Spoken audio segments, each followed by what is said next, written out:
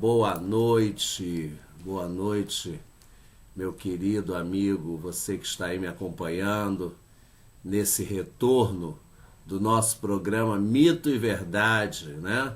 Você que já acompanha há muito tempo nossos episódios, nós tivemos 6 programas antes desse retorno, tivemos programa introdutório, tivemos programa falando sobre Exu, tivemos programa falando sobre Ori, e nós vamos retomar esses temas. Eu tenho recebido muitos e-mails essa semana, eu recebi várias comunicações, vários e-mails de pessoas que voltaram, que estavam esperando ansiosamente o retorno do nosso programa e sugerindo que nós nos aprofundemos em alguns temas após o tema da ancestralidade. E nós vamos nos aprofundar sim. Eu quero levar para vocês aquilo que vocês estão buscando. E hoje nós vamos dar continuidade, ao nosso tema sobre ancestralidade. E no programa de hoje nós vamos desmistificar algumas visões que nós temos um tanto quanto equivocadas, Não equívocos propositais, mas equívocos produto de leituras e releituras e associações que nem sempre são pertinentes ao universo religioso do Candomblé. Antes de tudo, eu quero que você fale comigo. Eu quero que você entre em contato com o Pai Alain. Na rede social, no Facebook, você pode me procurar no Face Alain Cravo, A-L-A-M de Maria, Alain Cravo, de cravo e canela. Você pode me procurar lá, você pode me pedir para adicionar, você pode deixar o seu recado, deixar a sua mensagem, tá? E você que quer falar comigo pelo WhatsApp, que hoje é um dos maiores veículos de comunicação, você pode também entrar em contato, o código é 21, Rio de Janeiro, 968668824. Vou repetindo o WhatsApp do Pai Alain, 21 968668824. E dando continuidade ao tema sobre ancestralidade, nós precisamos ter uma noção muito nítida do quanto a questão da ancestralidade é um dos pilares, talvez o pilar mais expressivo da religiosidade de matriz africana no Brasil. Quando nós estudamos a questão da ancestralidade, nós vamos perceber a dimensão da importância da família no contexto do Candomblé, da religião do Candomblé. É por isso que eu sempre digo que o Candomblé é uma religião que agrega, o Candomblé é uma religião que aglutina, que soma. O Candomblé é uma religião que tem como principal bandeira a preservação da família, a preservação dos laços familiares, o fortalecimento desses laços familiares. Porque se nós entendermos que a família é o núcleo dessa religiosidade, nós vamos entender que a ancestralidade ela é algo que transcende o tempo, que transcende gerações e que organiza o nosso corpo religioso, organiza a nossa doutrina, a nossa filosofia religiosa. Não existe candomblé sem família. Então, preservar o culto familiar é muito importante. Por quê? Porque o ancestral, ele não é o ancestral de um só, de um indivíduo. Mais uma vez, é importante nós reiterarmos, o candomblé é uma religião do coletivo. O candomblé é uma religião cuja prática, ela pressupõe sempre o coletivo, a adoração coletiva, o alimento coletivo, a súplica coletiva. Então, isso é muito importante, porque isso já envolve no seu contexto família. Então, quando nós falamos em ancestralidade, nós estamos nos reportando a conceitos fundamentais que, ao longo do tempo, sofreram algumas variações, e aí entra o equívoco que eu citei anteriormente, e que não fazem parte do contexto da nossa religiosidade africana e que no Brasil deu origem ao candomblé. Primeiramente, nós temos que perceber uma coisa. A visão que o elemento africano possui de família é a visão da continuidade. Preservar a família significa preservar todo um laço de identidade daquelas pessoas, daquele grupo. Então, preservar a família é preservar o grupo, é preservar o culto. Então, preservar a família, manter a família, é manter a própria existência. Manter a família, cuidar da família, significa cuidar não só dos elementos que estão no Aie, vamos dizer assim, vivos, mas também a memória daqueles que já se foram, mas que não cortaram vínculos, que não cortaram laços com o seu grupo familiar. É muito importante ressaltar isso. Não há a morte para o candomblé, é apenas uma mudança de estágio. A morte é apenas uma mudança de plano. Mas não existe corte, não existe ruptura. O Aie e o Orum são espaços que se complementam. Não são espaços distantes. Nós não temos dentro da nossa religião um céu distante. Nós não temos dentro da nossa religião um paraíso, como também não temos o inferno,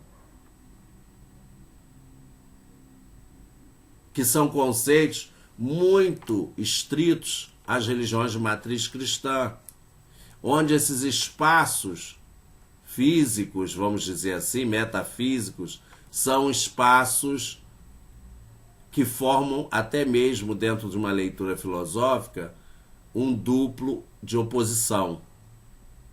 Na nossa religiosidade, vamos entender uma coisa. Por que o candomblé tem uma preocupação com a preservação da natureza? Por que a natureza é tão importante para nós? Porque o tempo todo nós estamos numa relação intrínseca com essa natureza. A nossa relação com o espaço da natureza é uma relação de autoalimentação. Vamos entender isso?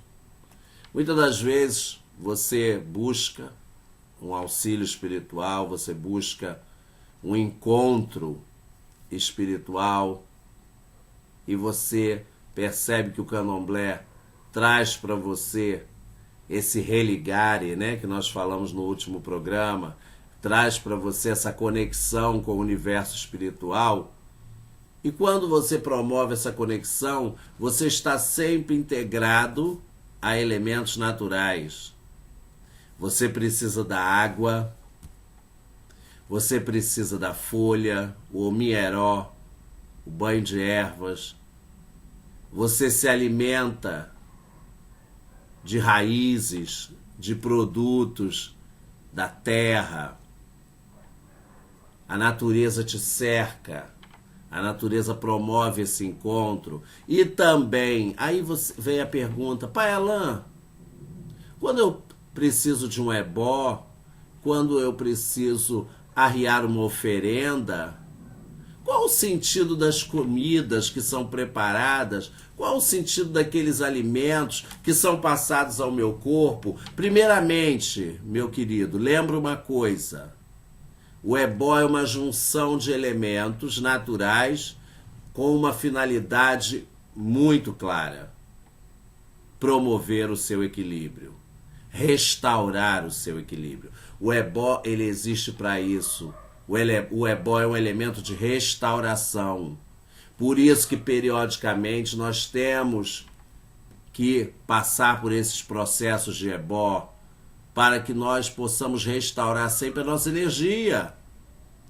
Porque no nosso dia a dia, no nosso trabalho, na nossa casa, com os amigos, nós estamos ali absorvendo todo tipo de energia se aproxima de nós. E muitas das vezes uma energia um pouco mais negativa tenta nos aprisionar E é preciso restaurar esse equilíbrio. E aí entra o significado do ebó.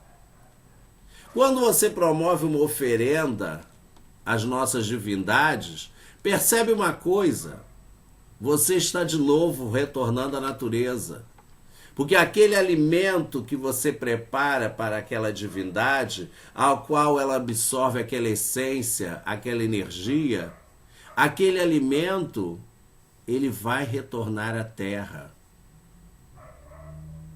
Aquele alimento, quando destinado, após o período de agrado, ele vai ser destinado à natureza e ele vai alimentar animais, ele vai adubar a terra, ele vai promover fertilidade.